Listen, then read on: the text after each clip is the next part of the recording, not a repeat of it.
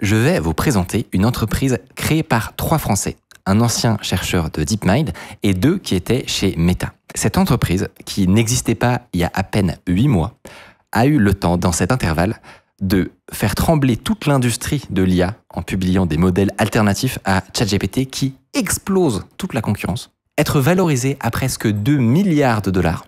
Le tout sans aucune communication, ni vidéo promotionnelle déceptive. Rien. Ce que fait cette boîte me hype tellement que je vais quasiment tous les jours sur Twitter exclusivement pour vérifier qu'ils n'ont pas fait des nouvelles annonces. Et c'est véridique. C'est vrai ? Oui. Laissez-moi vous expliquer à quel point nos petits Français ont explosé le game et comment vous pourriez aussi en profiter. Pour commencer, ce que je vous propose, c'est de regarder un tableau des meilleures intelligences artificielles qui sont concurrentes à ChatGPT. Vous allez voir, il y a plein de trucs très intéressants dans ce tableau.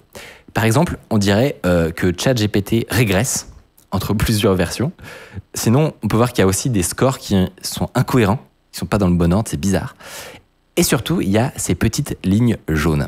OpenHRMS Mistral, machin, Mixtral Instruct, que des noms qui évoquent le vent finalement. Elles ne payent pas de mine.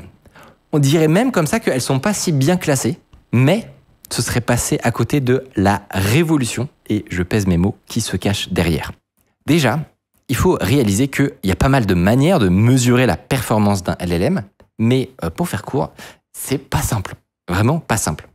Il y a des benchmarks qui sont en gros des listes de questions qu'on peut poser à un LLM pour vérifier ses capacités. Donc là, par exemple, petite question de philosophie, et il faut remplacer avec le bon terme. Le problème, c'est que c'est déjà arrivé que des modèles cartonnent en théorie, avec des scores de fou, mais en fait, soient pas dingues. Okay. Ça arrive assez régulièrement. Par exemple, c'est potentiellement le cas des modèles de Google, genre Gemini. On dirait que, en fait, ils ont tout fait pour maximiser leur score de MMLU, donc qui est un benchmark très prisé et très regardé. Sauf que, apparemment, quand tu l'utilises, c'est dur d'expliquer pourquoi, mais tu sens que c'est quand même moins bon que ChatGPT 4. Et ça peut parfois s'expliquer parce que l'interro a fuité, en gros, dans le dataset d'entraînement. C'est comme si les réponses apparaissaient dans les centaines de gigas de texte que le modèle a appris. Même si les benchmarks peuvent être intéressants, on n'a pas trouvé mieux actuellement que le feeling des humains pour savoir si un modèle est vraiment bon. Et un des meilleurs benchmarks, du coup, c'est l'avis des gens. Et surtout, est-ce que tel ou tel modèle est utilisé vraiment en entreprise ou pas? Du coup, pour faire des classements, comment on fait? Eh bien, en fait, on peut faire un système de vote. C'est comme aux échecs, on peut faire un ELO, donc un système de points, pour comparer des réponses différentes de modèles. Et en fait, on y revient à ce tableau. C'est l'un des classements de ce type les plus connus. Ce qu'on voit, Arena Elo, en réalité, ça décrit toutes les batailles qui ont été effectuées sur une audience cible entre différentes réponses. Et là, il faut vous dire qu'on voit vraiment le top du top. C'est-à-dire que cette liste continue en dessous à l'infini. Même les petites lignes jaunes, on a l'impression qu'elles sont en bas. Non. C'est vraiment le podium du podium des tout meilleurs modèles dispo là au moment où on tourne cette émission qui ont été testés sur le site en question qui est très populaire. On peut voir que pour l'instant, les tout meilleurs modèles en haut, ils sont tous propriétaires. Donc on reconnaît les GPT-4 que tout le monde connaît évidemment. Ensuite, on peut voir Claude d'Anthropic. On n'en a pas beaucoup parlé, mais ça a été monté par d'anciens salariés de OpenAI. Puis quelques versions de GPT 3.5 qui, après des mises à jour successives, restent en fait toujours très compétitifs actuellement. Et plus bas, on aperçoit Google avec le Gemini Pro, leur donc nouveau modèle annoncé il y a 2 semaines à peine. Tout ça donc, c'est ce qui est propriétaire. Okay. Après, pour ce qui nous intéresse le plus, nous, il y a les modèles ouverts. Ils sont en général plus petits. On va expliquer ce que ça veut dire juste après. Ils demandent donc moins de puissance de calcul.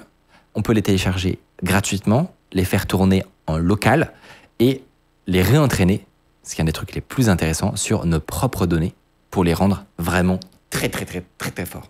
Et alors, jusqu'à il y a quelques semaines, il y avait en gros qu'une seule alternative sérieuse à ChatGPT et ses variations, dont on avait déjà parlé, c'est Llama 2. plus précisément des versions améliorées, donc fine-tunées de Llama 2, le modèle de Facebook, qui finissent d'optimiser au max du max le travail qu'a fait faire dans son modèle dit de fondation. Mais il y a 2 mois exactement, il y a des petites lignes jaunes qui se sont ajoutées au tableau. Ça s'est passé comment? Mistral, le compte Mistral qui n'était suivi alors par quasiment personne, a publié un tweet. Pour ceux qui ne savent pas ce que c'est, c'est un lien magnet. Donc c'est tout simplement un torrent qu'on peut télécharger avec BitTorrent quoi, comme on téléchargerait un film piraté ou alors plein d'autres trucs open source. Ils publient ça. Pas d'explication, rien. Pas de contexte, pas de vidéo promo, pas de billet de blog, rien. Juste ce lien. Et quand on clique dessus, on découvre un modèle à 7 milliards de paramètres. Et là, il faut qu'on explique un truc très important parce que, je vous l'ai dit, on peut avoir l'impression que ces lignes jaunes, elles sont en bas du classement. Mais en fait, ça, c'est si tu ne prends pas en compte la taille des modèles. C'est comme en boxe, il y a différentes catégories. C'est-à-dire qu'il y a les poids lourds, il y a les moyens et il y a les poids légers. Et en fait, c'est pas du tout la même chose de se battre avec des modèles qui font 200 milliards de paramètres ou avec des modèles qui font 70 milliards ou 7 milliards. Ce nombre de milliards décrit en fait la taille des poids. Donc concrètement, c'est l'énorme fichier qui contient le réseau neuronal qui permet de faire les inférences, donc de créer les messages, d'écrire sous vos yeux les tokens. Et donc, plus un modèle est gros, plus il demande de la puissance de calcul, d'avoir des serveurs gigantesques avec des cartes graphiques de Nvidia qui coûtent 25 000 € pièce, qu'on cumule pour à la fin arriver à héberger des modèles qui vont faire du coup 100 gigas par exemple ou 200 gigas. Souvent on ne sait pas exactement en plus quelles sont la taille des modèles propriétaires. À une époque on pensait que les GPT-3 et compagnie faisaient à peu près 130 milliards de paramètres si je ne dis pas de bêtises. GPT-4, c'est sûr que c'est énorme. Autant dire que héberger sur ça vous-même sur ta propre machine locale, vos appareils, c'est mort. Dites-vous que c'est juste mort. C'est pour ça que sont apparus des modèles plus petits. Par exemple, Llama, quand ils sont sortis leurs modèles, ils les ont sortis souvent en 3 versions, ou voire 4. Il y a le plus gros, il fait 70 milliards de paramètres. Ça, pour vous donner un ordre d'idée, c'est le plus proche de ce qu'on a qui ressemble à une taille de modèle d'OpenAI ou d'Anthropic. Et ça, pour le faire tourner, il faut en gros minimum 2 cartes graphiques des 4080 Ti. Actuellement, c'était un des moyens d'avoir des modèles quasiment équivalents à GPT 3.5. Donc c'était déjà cool. C'était déjà cool. Ils ont sorti également des modèles de 30 milliards de paramètres, de 13 milliards de paramètres et de 7 milliards de paramètres. Et vous pouvez vous dire à quoi ça sert? Pourquoi ils mettent pas plutôt toute leur énergie, tout leur argent à entraîner un unique modèle qui soit plus fort que tous les autres? Et en gros, ça a un intérêt parce que différents modèles, donc différentes tailles de modèles, sont utiles pour différents trucs.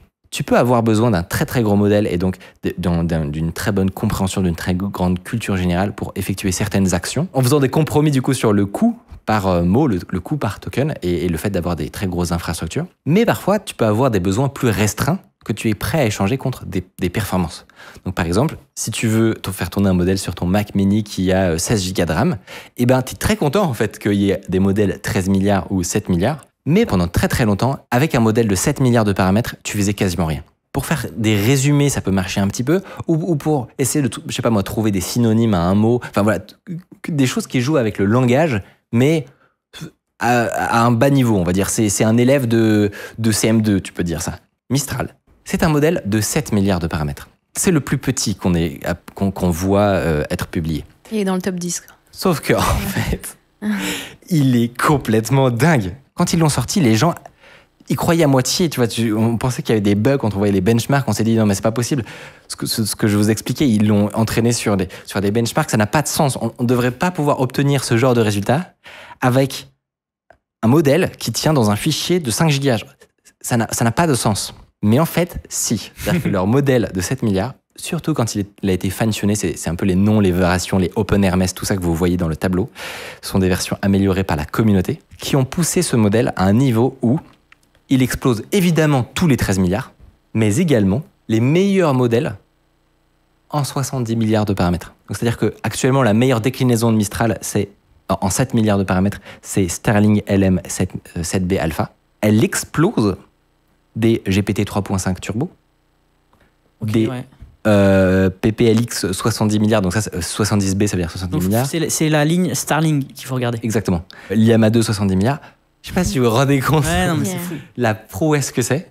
Et c'est ça qui a expliqué qu'il y a 2 mois, il y a eu une sorte de raz-de-marée où tout le monde s'est mis à jouer avec ce lien magnet, à le télécharger, à le fine-tuner, à essayer de l'améliorer et à voir où est-ce qu'on pouvait le pousser au maximum du maximum. Il y a quand même une petite subtilité à capter, c'est que ça reste un modèle petit. Et donc, tu peux avoir des réponses ultra qualitatives, mais on pense que typiquement au niveau de la quantité d'informations d'Internet qu'il a pu stocker dans sa mémoire, on pense qu'il va être peut-être un peu plus limité dans certains cas. Il peut avoir un risque d'halluciner un peu plus souvent, genre d'inventer des trucs qui ne sont pas dans son dataset.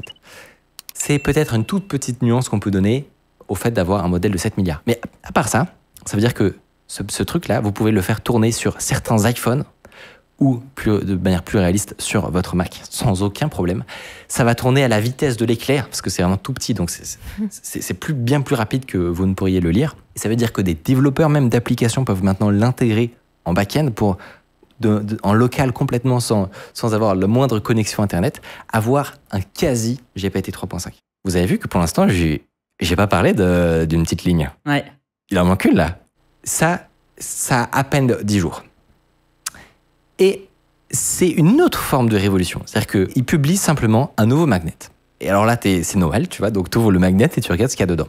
Et là, il y a un modèle qui s'appelle Mixtral 7B x 8. Ce qu'ils ont sorti, c'est un modèle dit de MOE. Donc ça veut dire Mixture of Experts. Donc un mélange d'experts. Ce que tu fais, c'est que tu entraînes différents modèles, mais qui vont se spécialiser dans des domaines différents. Pour faire simplifié et schématique, c'est un peu comme si tu entraînais un modèle à être super bon en maths, un autre à être super bon en code, un autre à être super bon en littérature et en philosophie.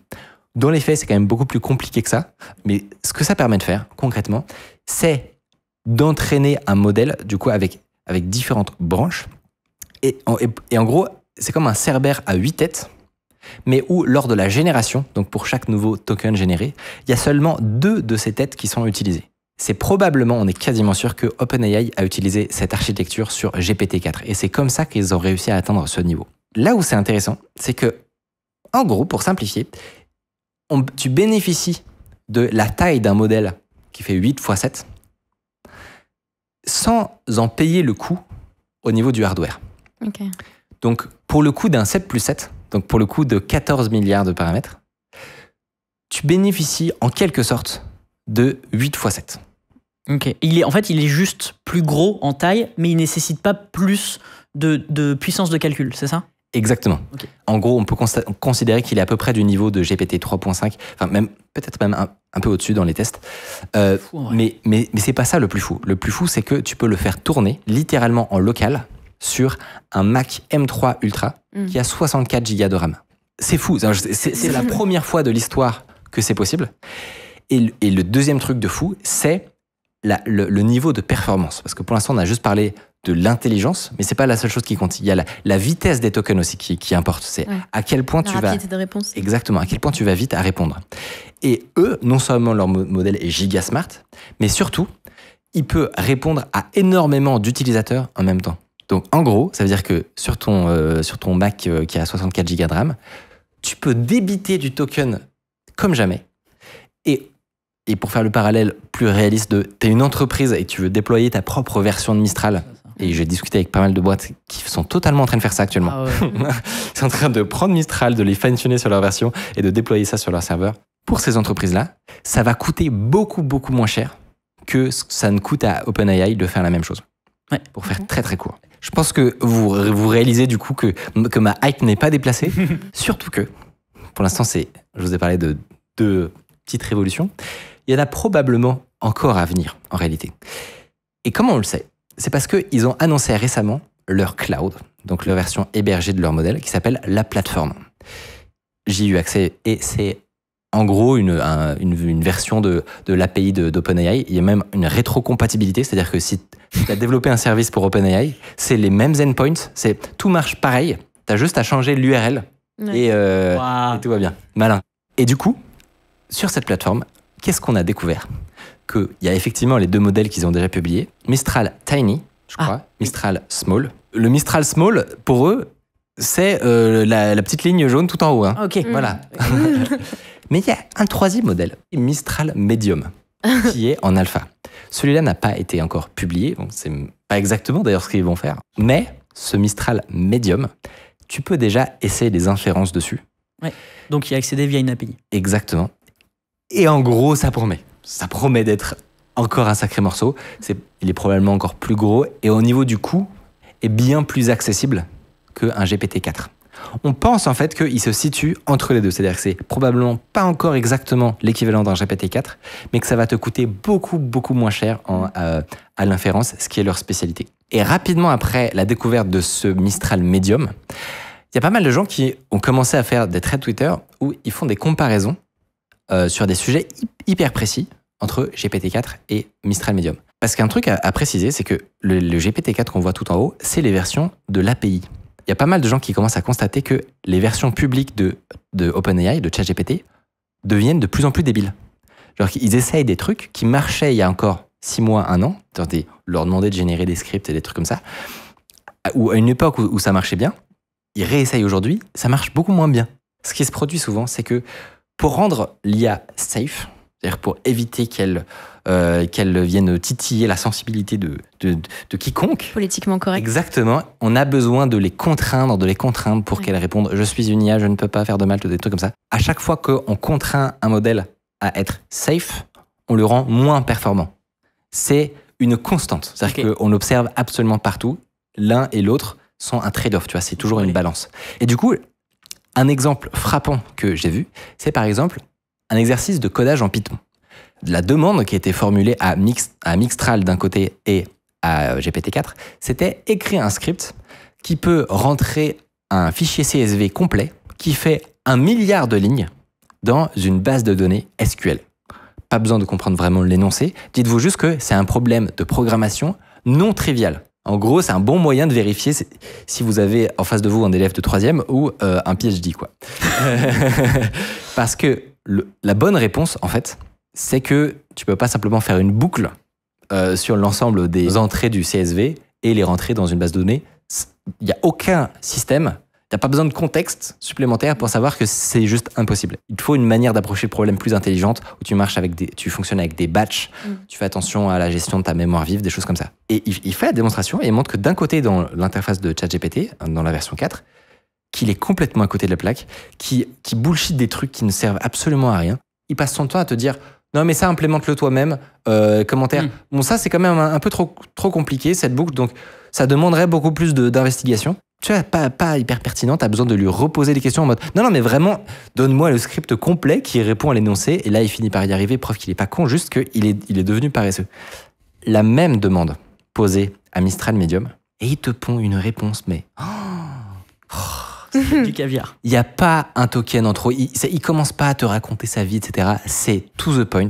Ça te donne du code qui est certes pas exactement forcément complet, mais où tu as déjà des briques intéressantes, à savoir un système de batching. En gros, il a une profondeur, une compréhension dans l'énoncé. Et à la fin, il te donne des recommandations pour aller plus loin. Et là, c'est actionnable. Tu as des trucs très très précis qui sont évoqués, des services, des fonctions dans Python que tu pourrais utiliser, etc. Et alors, c'est un exemple, c'est-à-dire que ça vaut rien. C'est pas une étude approfondie, mais moi, j'ai trouvé ça quand même frappant de se dire, au moment même où on a l'impression que GPT-4 est en train de se prendre les pieds dans le tapis et de devenir pas ouf, au même moment, tu vois une courbe comme ça sur la performance et les capacités de Mistral. Tout ça pour dire merci Mistral d'avoir créé cette boîte. Merci à eux, ils sont juste trop forts. Suivez-les, s'il vous plaît. Et franchement, je vais dire, c'est le genre de boîte qui me rendent fier d'être français, tout simplement. Évidemment, ces nouveautés sont très réjouissantes, mais j'aimerais amener un petit bémol. Toutes ces IA sont de plus en plus utilisées pour les connecter à des plugins, soit pour se balader sur Internet ou se connecter à vos mails, vos documents, etc. Le truc, c'est que beaucoup de gens ne réalisent pas qu'il y a une vulnérabilité, une faille de sécurité intrinsèque au modèle de langage. C'est assez flippant et très peu abordé, et vous pouvez voir une démonstration pour vous faire un avis dans cette vidéo.